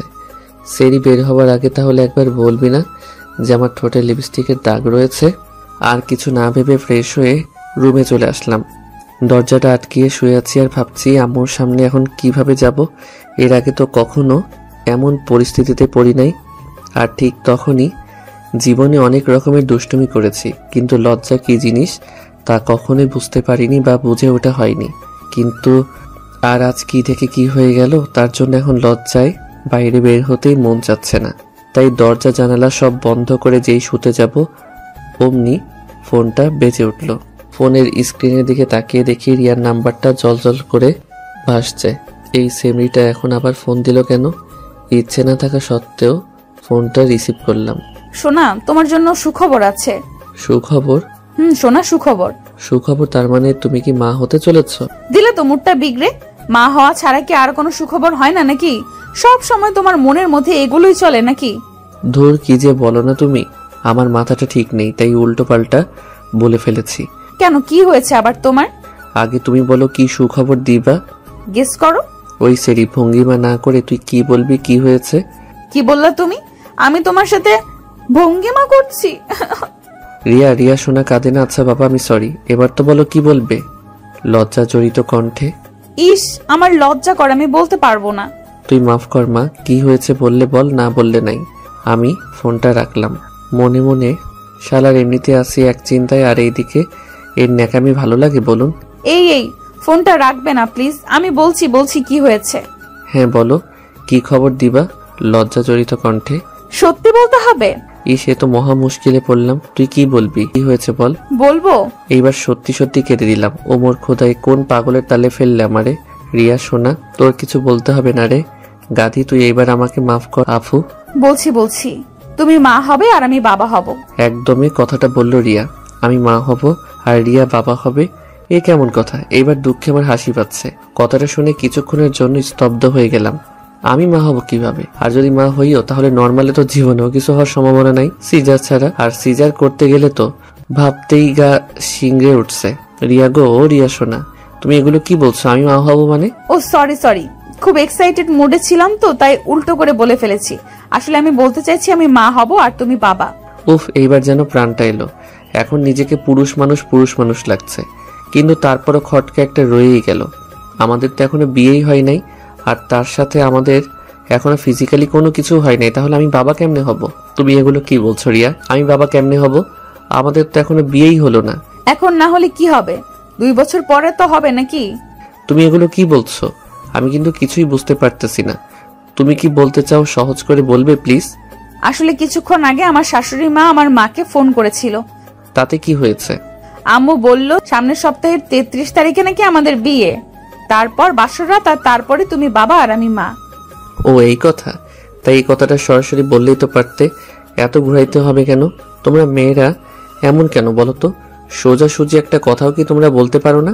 সব কথাই ঘুরিয়ে পেঁচিয়ে বলতে হবে তোমাদের? না, পারি না। এতে তোমার কোনো সমস্যা? না, সমস্যা থাকবে কেন? এই দাঁড়াও, তুমি কি যেন বললে আমাদের বিয়ে 33 তারিখে? কেমনে এটা সম্ভব? 33 হতে যাবে কেন? আমি তো বললাম 23 তারিখে। তুমি কি শুনেছো? তুমিই তো বললা তোমার মাথাটা নাকি ঠিক নাই। হবে হয়তো। এইবার বলো তো তোমার কি হয়েছে? শুনবে? তাহলে শোনো। সারাদিনের ঘটে যাওয়া কথাগুলো রিয়াকে বললাম। আমার কথা শুনে মেয়েটার তো যাই অবস্থা। কি বলছো তুমি? সব দোষ তোমার, ওই ঠোঁট দুটোর যত সব। চুপ করো, উনি মনে হয় ধোয়া তুলসী পাতা। আর এই জন্য তো বলি এত তাড়াতাড়ি আমাদের বিয়ের তারিখ ঠিক করলো কেন? এখন আমি কি করব? এক বিষয় কিন্তু ভালোই হলো, তাই না গো? রাখ তোর ভালো। আমার ইজ্জতের ফালুদা বানিয়ে এখন বলছিস ভালো হইলো? কিছু বলতে যাব অমনি আম্মুর ডাক পড়ল। আজিজ, এই আজিজ, টেবিলে খাবার দিয়েছি, খেয়ে যা। আসছি আম্মু। রিয়া আম্মু ডাকছে, তোমার সাথে পরে কথা বলি। ঠিক আছে, সাবধানে। আর আম্মু ওই বিষয়ে কিছু জিজ্ঞেস করলে তুমি বলবে ওইটা আইসক্রিমের রং ছিল, তুমি আমার রুমে আইসক্রিম খাচ্ছিলে। ধুর, কি বলে এগুলো? আম্মু ওই বিষয়ে তাই কিছু জিজ্ঞেস করে। বাট তোমার ঠোঁটটা কিন্তু আইসক্রিমের থেকে কম না, যেমন নরম তেমন কোমল আর বেশ ঠান্ডা, তার সাথে রং তো আছেই। ধুর শালা, ফোন রাখ, সবসময় দুষ্টুমি না। বলেই রিয়া ফোনটা কেটে দিল। কেমন মেয়ে রে বাবা, ওর কথা বাদ দেই, যাই আগে খেয়ে আসি। পেটটা কেমন ক্ষুধায় চোচো করছে। লজ্জা শরমের মাথা খেয়ে খেতে চলে আসলাম। পুরুষ মানুষের কি এত লজ্জা পেলে চলে? খাবার টেবিলে বসতেই আম্মু যা বলল তা শুনে আমি কালকেই তোদের বিয়ে, রিয়ার আম্মুর সাথে কথা বললাম, ওনার কোনো আপত্তি নেই। কাল সারাদিন বাসাতেই থাকবে, কোনো জায়গায় যেন যাস নে আবার। আম্মুর কথা শুনে কিছুক্ষণ আম্মুর মুখের দিকে তাকিয়ে রইলাম। তারপর বললাম, কালকে বিয়ে মানে কি? কি বলো আম্মু, কালকে বিয়ে কিভাবে সম্ভব? কেন সম্ভব না? এখনো বিয়ের কোনো গোছগাছ কিছু হলো না, তাহলে কাল কিভাবে বিয়ে হয়? তাছাড়া আমার বন্ধু বান্ধবদেরও তো বলতে হবে, আর আত্মীয় স্বজনরা তো আছেই, ওদের বলতে হবে না? একদমে কথাগুলো বললাম। বিয়েটা কাল সন্ধ্যার দিকে হবে। তোমার বন্ধু বান্ধবদের যদি বলতে হয় বলো, সমস্যা কোথায়? আর গোছগাছ নিয়ে তোমার কোনো চিন্তা করতে হবে না। ফয়সাল আর রাফিকে বলে রেখেছি, ওরা কাল সকালেই চলে আসবে। আর আসার সময় বিয়ের সব কিছু কিনে নিয়ে আসবে। বিকালের দিকে জিম আর জুথি, ওরা দুজনেও আসবে তোমার ঘর গোছানোর জন্য। আর আগে বিয়েটা হয়ে যাক, তারপর একদিন বড় করে অনুষ্ঠান করে সব আত্মীয় স্বজনদের দাওয়াত করে আনলেই হবে। এ নিয়ে তোমার কোনো চিন্তা করতে হবে না। ফয়সাল আমার মামাতো ভাই আর রাফি আমার চাচাতো ভাই, সাথে আমার 2 মামাতো বোন আসবে কাল। কিন্তু আম্মু, আমি আর কোনো কথা শুনতে চাচ্ছি না। আমি চাই না তুমি বিয়ের আগে কোনো অঘটন ঘটিয়ে বসো। আমার কথা নিশ্চয়ই তুমি বুঝতে পেরেছো। আম্মু, আর কোনো কথা নেই, খাওয়া হয়ে গেছে, এখন যাও গিয়ে ঘুমিয়ে পড়ো। আমি আর কথা বাড়ালাম না, কারণ আম্মু আমার সাথে এভাবে আগে কখনো কথা বলে নাই, যতই দুষ্টুমি করি না কেন। কিন্তু আজকে যা হয়ে গেল, এটা কোনো দুষ্টুমি না। খাওয়া শেষ করে রুমে এসে শুয়ে পড়লাম। বিয়েই তো করব, আর কিছু তো না, অত চিন্তা করে লাভ নাই। আমার মাথা ভীষণ ব্যথা করছে, ভালোভাবে একটু টিপে দাও তো। মাত্রই তো রান্না করে আসলাম, এখন আবার তোমার মাথা টিপে দিতে হবে? এক প্রকার ধমক দিয়ে। ওই কুত্তা, তোরে কি বললাম, কানে যাচ্ছে না? বললাম না আমার মাথা ব্যথা করছে, মাথা টিপে দে তাড়াতাড়ি। আরে সোনা, রাগ করো কেন? আমি তো মজা করলাম তোমার সাথে। এই তো এক্ষুনি তোমার মাথা টিপে দিচ্ছি। দাও। তারপর রিয়ার মাথা টিপে দিলাম। সবে মাত্র রান্না করে এসে একটু বসতে যাব, আর অমনি নাকি মাথাটা ধরে গেল। বিয়ে করে বিয়ের পর থেকে একটা দিনও শান্তি পেলাম না। হয়েছে, দেখো তো বাবু, আমাদের একমাত্র ছেলে মনে হয় টয়লেট করেছে, যাও এগুলো পরিষ্কার করে আসো। বউ, যাইতেছি, তবে 20টা টাকা দিবা দরকার ছিল। 20 টাকা? এত টাকা দিয়ে কি করবা? হ্যাঁ, আসলে একটু স্টলে যেতাম চা খাবার জন্য, অনেক দিন হলো তো, আমার কাছে কোনো টাকা নাই, যদি দিতে খুবই উপকার হতো আর কি। ঠিক আছে ঠিক আছে, আগে যাও বাবু, টয়লেট পরিষ্কার করে আসো, তারপর দিব। হাসি মুখে, ঠিক আছে বউ, এক্ষুনি যাচ্ছি, নইলে আবার টাকাটাও দিবে না। তারপর বাবুর টয়লেট পরিষ্কার করে আসলাম, বউ হয়ে গেছে। এই তো গুড বয়। এখন টাকাটা দাও। কিসের টাকা? তুমি না বললে বাবুর টয়লেট পরিষ্কার করলে আমাকে 20 টাকা দিবা? তাহলে? ছি আজিজ, কি বলছো তুমি? নিজের সন্তানের টয়লেট পরিষ্কার করার জন্য টাকা নিবা? ছি আজিজ, ছি। আমি থাক, আর আমি করতে হবে না। এই নাও তোমার 20 টাকা। ধন্যবাদ বউ। আজ কতদিন পরে যে হাতে টাকা পেলাম তা ঠিক মনে নেই। টাকা পেয়ে খুশিতে বাকবাকুম হয়ে চা খাওয়া আর আড্ডা দেওয়ার জন্য বাড়ি থেকে বেরিয়ে আসলাম। উদ্দেশ্য রফিক মামার চায়ের স্টল। বাহিরে বের হতেই দেখি একটা ছেলে তার আম্মুকে বলছে, আম্মু, আমি দুধ খাবো না আম্মু, দুধ খেলে আমার বমি বমি পাই। কি, দুধ খাবি না, ডিম খাবি না, খাবিটা কি? হ্যাঁ, তুই কি ওই আজিজের মতো রোগা চেঙ্কু হতে চাস নাকি? দেখিস না আজিজের বউ আজিজকে কেমন ধমকের উপর রাখে। আজ যদি আজিজ একটু স্বাস্থ্যবান হতো, তাহলে কি ওর বউ ওকে ধমকাতে পারতো? তুইও কি চাস তোর বিয়ের পর তোর বউ তোকে এমন ধমকের উপর রাখুক? না আম্মু। তাহলে আজিজের মতো না হতে হলে কি করতে হবে? দুধ ডিম খেতে হবে। এই তো গুড বয়। আম্মু, আমি দুধ ডিম খাই, তাহলে আমার বউ আমাকে বকবে না তো? আজিজ ভাইয়া বউ যে ভাবে বকে। না বাবা, বকবে না। এই যে গুঁড়ো দুধ কিনে নিয়ে যাচ্ছি, এটা বাড়িতে নিয়ে গিয়েই খেতে হবে কিন্তু। ঠিক আছে আম্মু। আম্মু, হাতে তালুতে একটু দুধ দাও না, তেতে খাই। তাদের মা ছেলের কথাগুলো শুনে মনে হলো আমার বুকের বাঁ পাশের হৃদয়টা গড়তে গড়তে ডান পাশে চলে আসছে। এই ব্যথাটা আর সহ্য করতে পারলাম না। বুকের ভিতরে চিনচিন ব্যথাটা বাড়তে লাগলো। না, এর প্রতিশোধ আমাকে নিতেই হবে। তাই তাদের সামনে গিয়ে দাঁড়ালাম।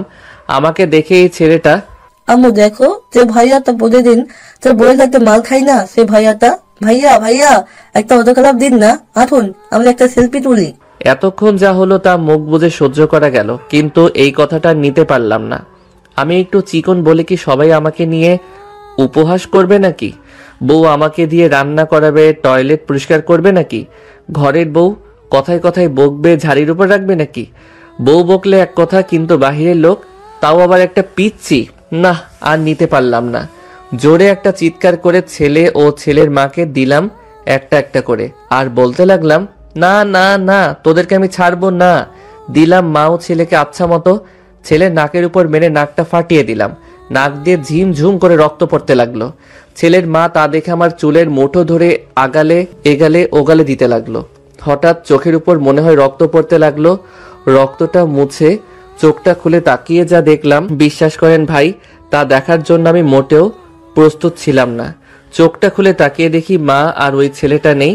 আমার সামনে দাঁড়িয়ে আছে রাফি আর ফয়সাল, আমার চাচাতো ভাই ও মামাতো ভাই। ফয়সালের নাক দিয়ে সমানে রক্ত পড়ছে, আর রাফির হাতটা বেঁকা হয়ে আছে। আমি এগুলো দেখে তাদের দিকে করুণ দৃষ্টিতে তাকিয়ে বললাম, রাফি ভাই তোরা, আর আমি এখানে কেন? আর তোদের এমন অবস্থা কেন? সালা হারামজাদা, এতক্ষণ থাবড়েয়া সালা, এখন বলছিস আমাদের এমন অবস্থা কেন? ফয়সাল, সম্মান দিয়ে কথা বলো। আমি তোমার থেকে 9 বছরের বড়, সেই কথা কি মনে আছে? তোর সম্মানের মায়েরে বাপ, আমাদের কি অবস্থা করেছিস সেটা একবার চোখ খুলে ভালোভাবে তাকিয়ে দেখ। দেখ ভাই, আমি তো আর এগুলো ইচ্ছে করে করিনি, তাই না? রাগ তোর ইচ্ছে, শালার ইচ্ছা। তোর জীবনে বিয়ে হবে না, আর বিয়ে হলেও জীবনে সুখ কি জিনিস চোখে দেখবি না। তোর বউ তোকে দিয়ে কাপড় কাচাবে, বাসন মাজাবে, ঘর ঝাড়ু দেওয়াবে, টয়লেট পরিষ্কার করাবে, বাচ্চা কাচ্চা হলে তাদের তেনা কাঁথা ধোয়াবে। তোর বউ তোকে দিয়ে পা টেপাবে, পা টেপায় একটু এদিক সেদিক হলে উষ্টা মেরে ফেলে দেবে। না না না, আর বলিস না ভাই। তোদের কথা তোরা ফিরিয়ে নে ভাই। আমি এত কিছু যে সহ্য করতে পারবো না। প্লিজ ভাই, তোরা আমার ধর্মের ভাই। না না, তোরা আমার মামাতো চাচাতো ভাই। ফিরিয়ে নে ভাই, প্লিজ প্লিজ। আচ্ছা যা, ফিরিয়ে নিলাম। এখন গুনে গুনে 15,000 টাকা দে। কি? তোদের বদদোয়ার দাম 15,000 টাকা? ভাই, তোরা একটা বদদোয়ার দোকান খুললেই তো পারিস, এতদিনে কোটিপতি হয়ে যেতি। বড্ড টাকা হতে যাবে কেন? তোর বিয়ের যে জিনিসগুলো কিনে আনলাম সেটা টাকা দে। তুই যে কিপটে, তুই দিবি বড্ড টাকা? হাসলাম। ও এই কথা, যা টাকা দিবনে। বাকি রইল বিয়ের 15 দিন পরে নিস। হালখাতা করবো না, টাকার সাথে বিরিয়ানি ফ্রি। কি ভাইয়া, সত্যি সত্যি কি আমাদের বিরিয়ানিও খাওয়াবা? ভাইয়া, সত্যি সত্যি খাওয়াবো। মনে মনে শালা খানেওয়ানার দল, এতক্ষণ যা তা বলে গালি দিতেছিল ও, আর খাওয়ার কথা শুনে তুই থেকে তুমি হয়ে গেলাম। আর আমি তো জানি আম্মু তোদেরকে এসব কেনার জন্য টাকা দিয়েছে। আমার সাথে চালাকি করো না বাচ্চা ধনেরা, তোমাদের জালে তোমাদেরকেই ফাঁসালাম। ধন্যবাদ ভাইয়া, এইগুলো নাও, আর তাড়াতাড়ি ফ্রেশ হয়ে রেডি হয়ে নাও। বড় আম্মুর অর্ডার, সে কখন আমাদেরকে পাঠিয়েছে আর তোমার পাত্তাই নেই। ফুপুমণি যখন তখন আসতে পারে, তাড়াতাড়ি রেডি হও, আমাদের আবার বেরোতে হবে। তোরা যা, তোরাও রেডি হ, আমি আসছি। তারপর ওরা চলে গেল, আর আমি ফ্লোরের উপর বসে গভীর ধ্যানে আচ্ছন্ন হলাম। তাহলে আমার সাথে যা যা ঘটলো সবই স্বপ্ন ছিল। উফ, খুব বাঁচা বেঁচে গেছি। কিন্তু বিয়ের পরে কি ওইসব সত্যি সত্যি হবে নাকি আমার সাথে? না, ভাবতেই গা কেমন কাটা দিয়ে উঠছে। সবকিছু কেমন মাথার উপর দিয়ে যাচ্ছে, আর কিছুই যেন ভাবতে পারছি না। ভাবনার ছেদকে ভেদ করে আম্মুর ডাক শুনতে পেলাম। কিরে আজিজ, তোর কি হলো? রিয়ার আম্মু ফোন দিয়েছিল, আমাদের তাড়াতাড়ি যেতে বলেছে। এই তো আম্মু, প্রায় শেষের দিকে। তোমরা 5 মিনিট দাঁড়াও, আমি 20 মিনিটে আসছি। তাড়াতাড়ি আয়। এই তো আম্মু, হয়ে গেছে। রেডি হয়ে রুম থেকে বেরিয়ে দেখি 2টা পেতনি আমার সামনে দাঁড়িয়ে আছে। আমার 2টা মামাতো বোন, জিম আর জ্যোতি। কিরে পেতনি, তোরা কখন আসলি? ওই কুত্তা, তুই আবার আমাদের পেতনি বলছিস? তোরা যে হারে মেকআপ করিস, তোদের পেতনি বলবো না তো মিস ডায়না বলবো নাকি? ফুপি, দেখেছো তোমার ছেলে আবার আমাদের পিছে লেগেছে। আজ তোর বিয়ে, আজকের দিনেও কি মেয়েদেরকে শান্তি দিবি না নাকি? আজ অন্তত চুপ থাক। এখন সবাই চলে যাওয়া যাক। চলো সবাই। তারপর সবাই বের হয়ে গেলাম, উদ্দেশ্য রিয়াদের বাড়িতে। আর কি জন্য তাদের বাড়িতে যাওয়া তা নিশ্চয়ই সবার অজানা না। রিয়াদের বাড়িতে ঢুকতে একদল মেয়ে এসে আমাদের পথ আগলে দাঁড়ালো, আর তারপর যা হলো তা হলো, আর সব বিয়ে বাড়িতে যা হয় তাই হলো। তার বললাম না, ওগুলো পুরনো হয়ে গেছে। ছোটখাটো আয়োজন ছাড়াই আমাদের বিয়েটা হয়ে গেল। তারপর অনেক নিয়মকানুন মেনে রিয়াকে নিয়ে চলে আসলাম আমাদের বাড়িতে। রাত 9:30। ছাদে একা একা বসে আছি আর ভাবছি আগামী দিনগুলো কেমন হতে চলেছে। সব কি কাল রাতের স্বপ্নের মতো হবে, নাকি মেয়েটা আমাকে অনেক ভালোবাসবে? না, কাল রাতের কথা মনে পড়লেই আবেগে চোখ দিয়ে আদা ছটাক নোনা পানি বেরিয়ে পড়ল। মাথার উপর যেন স্পষ্ট আকাশ দেখতে পাচ্ছি। ওহ, আকাশ তো সবসময় মাথার উপরেই থাকে। কিছুক্ষণ পরে কারো ডাকে হুঁশ ফিরল। কিরে ভাইয়া, একা একা এখানে কি করলিস? তোর জন্য বিড়ালটা সেই কখন থেকে বসে আছে। ফাইজলামো করিস আমার সাথে? বিড়াল আমার জন্য বসে থাকবে কেন? আরে গাধারাম, এ বিড়াল সে বিড়াল না, এই বিড়াল হলো। থাক, আপনাকে আর পাকনামো করতে হবে না, আমি বুঝে গেছি আপনি কি বলতে চাচ্ছেন। তাহলে যাও, বিড়ালটা মারো আর রাজ্যটা জয় করো। ভাইরে, আমারও তো মন চাচ্ছে যে বিড়ালটা মারি, কিন্তু বিড়াল মারার পরে যে আমি শেষ হয়ে যাবো রে ভাই। ভাইয়া, তুমি দুর্বল নাকি? জোর নাই ওইখানে? বললাম কি আর ও বুঝলো কি? এমনি কি বলে, আজকালকার পোলাপান হওয়ার পরে থেকে এক একটা পিস হয়। আমি ভাবছি পা টেপা বাসন মাজা, টয়লেট পরিষ্কার করার কথা, আরও খাড়াই কতদূর চলে গেছে। আগে যখন আমরাও ওগুলোর বিজ্ঞাপন দেখতাম তখন ভাবতাম বেলুনের বিজ্ঞাপন, আর এখনকার পোলাপান প্যান্থারের নাম শুনলে চিতাবাঘ মনে করে না, অন্য কিছু মনে করে। হাই রে যুগ, এদের সকলকে এক একটা নোবেল দেওয়া উচিত। আমি ওর দিকে রাগীভাবে তাকাতেই ও দৌড়ে চলে গেল। বাসর ঘরে বসে আছে রিয়া। আমি ধীরে ধীরে এগোতে লাগলাম বাসর ঘরের দিকে। বিড়ালটা মারলে আমার খেলা শেষ, সব রাজত্ব চলে যাবে রিয়ার কাছে। যেই আমি কোনো কিছুতেই ভয় পেতাম না, সেই আমি যেন ভয়ে ভয়ে এক পা দুপা করে এগুচ্ছি বাসর ঘরের দিকে। বারবার শুধু রাতের স্বপ্নটার কথা মনে হচ্ছে। স্বপ্নটা কি সত্যি হতে চলেছে? না না, ভয় পেলে চলবে না। পুরুষ মানুষের আবার কিসের ভয়? হাঁটতে হাঁটতে আমার দরজার কাছে চলে আসলাম। যেই দরজাটা ধাক্কা দিতে যাব, অমনি বুকটা ধুক ধুক করে উঠল। ধুর, পুরুষ মানুষ এত ভয় পেলে চলে নাকি? বুকে 3 কেজি সাহস জুগিয়ে এক ধাক্কায় দরজাটা খুলে ফেললাম। ভিতরে ঢুকে তো আমি অবাক। রিয়া মাথায় এক হাত ঘোমটা টেনে নিচের দিকে তাকিয়ে বসে আছে। আমি যে রুমের মধ্যে প্রবেশ করেছি সেটা রিয়া ঠিক বুঝতে পেরেছে। ভয়ে ভয়ে খাটের কাছে গিয়ে দাঁড়ালাম। রিয়ার সামনে গিয়ে যে দাঁড়াতেই মেয়েটি আমাকে অবাক করে দিয়ে বসা থেকে উঠে এসে আমার পা দুটো ছুঁয়ে সালাম করে জিজ্ঞেস করলো, আসসালামু আলাইকুম, কেমন আছেন আপনি? ওয়ালাইকুম আসসালাম, আলহামদুলিল্লাহ ভালো, তুমি কেমন আছো? জি আলহামদুলিল্লাহ, আমিও ভালো আছি। আপনার কি ওযু আছে? জি আছে, তোমার? জি আমারও আছে। তাহলে চলুন 2 রাকাত নামাজ আদায় করে নেই দুজনে। তারপর দুজন একসাথে নামাজ আদায় করে নিলাম। নামাজ শেষ করে রিয়া গিয়ে আবারও ঘুমটা টেনে খাটের উপর গিয়ে বসলো। আর এদিকে আমি ভাবছি এখন কি হতে চলেছে। রিয়াও কেমন যেন আমাকে আপনি আপনি বলে ডাকছে। যে মেয়েটা আমাকে তুই করে ডাকতো সে এখন আপনি বলে ডাকছে। বিষয়টা কেমন যেন সুবিধাজনক মনে হলো না। এত শত না ভেবে আমিও খাটের উপর গিয়ে রিয়ার সামনে বসে পড়লাম। তারপর ধীরে ধীরে ওর মুখের উপর থেকে ঘোমটাটা সরালাম। এই প্রথম বাসর ঘরের মধ্যে রিয়াকে দেখলাম, একদম পরী, যেন আমার সামনে বসে আছে। ওর দিকে এভাবে তাকিয়ে থাকা দেখে ও বলল, কি দেখেন অমন করে? পরী? কি? না কিছু না। আচ্ছা, তুমি আমাকে আপনি আপনি বলে ডাকছো কেন? আপনি তো আমার স্বামী। ভাবি বলেছেন স্বামীকে নাকি আপনি বলে ডাকতে হয়। তা তোমার ভাবি কি তোমার ভাইয়াকে আপনি বলে ডাকেন? কই না তো, ভাবি তো ভাইয়াকে তুমি বলেই ডাকে। তাহলে তুমি কেন আপনি বলে ডাকছো? তাই তো। আমরা এই বিষয়ে আর কথা না বলি, চলো বিড়াল মারার কাজটা সেরে ফেলি। চলো। আমি রিয়াকে আর কিছু বলতে না দিয়ে ওর চুলে নাক ঘষতে শুরু করলাম। নাক ডুবিয়ে ওর চুলের সুবাস নিলাম খানিকক্ষণ। ও বারবার কেঁপে উঠছিল। ওর পিঠের দিকে ঘাড়ের মাঝ বরাবর চুমু খেলাম। ওর হাতের ভাঁজে নিজের হাতটি রেখে ওর লজ্জাত্মক শিহরণ আমাকে মাতাল করে তুলছিল। ওর সারা শরীরে পাগলের মতো করে ভালোবাসার পরশ এঁকে দিতে লাগলাম। পরে ওকে কোলে তুলে নিলাম। পাগলিটা লজ্জায় একেবারে লাল হয়ে গেছে। ওকে বিছানার উপর আস্তে করে শুইয়ে দিলাম। ওর চোখের দিকে তাকালাম, যেখানে লেখা ছিল, তুমি আমাকে সুখের শেষ ঠিকানাটা দেখিয়ে দিলে। আমিও আস্তে করে ওর কানের কাছে মুখ নিয়ে বললাম, আমি তোমায় নিয়ে একটা সুখের সাগর পাড়ি দিতে যাচ্ছি, যাবে আমার সাথে? ও শুধু আমার দিকে তাকিয়ে একটু মুচকি হাসলো, পরে ওর হাতের ভাঁজের মাঝে আমার হাতটা আটকে রেখে বিছানায় চেপে ধরলাম। কপালে ভালোবাসার একটা পরশ এঁকে দিলাম। ও শুধু মুখটা উপরে তুলে কিস করতে চাইছিল। পরে ওর গলায় একটা চুমু খেয়ে দুজনে চলে গেলাম স্বামী আর স্ত্রীর সবচেয়ে ঘনিষ্ঠ সম্পর্কের মাঝে। সেই সুখের রাজ্যে যাওয়ার সময় কখন যে রিয়ার হাতটা ছেড়ে দিছি আমার খেয়াল নেই। ও তার 2 হাত দিয়ে আষ্টে পৃষ্ঠে জড়িয়ে ধরে কিস করছিল আর চোখ দিয়ে রিয়ার পানি পড়ছিল। আমি জানি যে এটা যেমন ওর কষ্টের তেমন আনন্দেরও। আমার পিঠের কয়েকটা জায়গায় ওর বড় নখগুলো দিয়ে আছড়ে দিয়েছিল তখন। তাতে কি ওর ভালোবাসার কাছে সামান্য নখের আঁচড় কিছু না। পরে আমি ওর উপর শুয়ে আছি, দুজনের কারো গায়ে কাপড় নেই।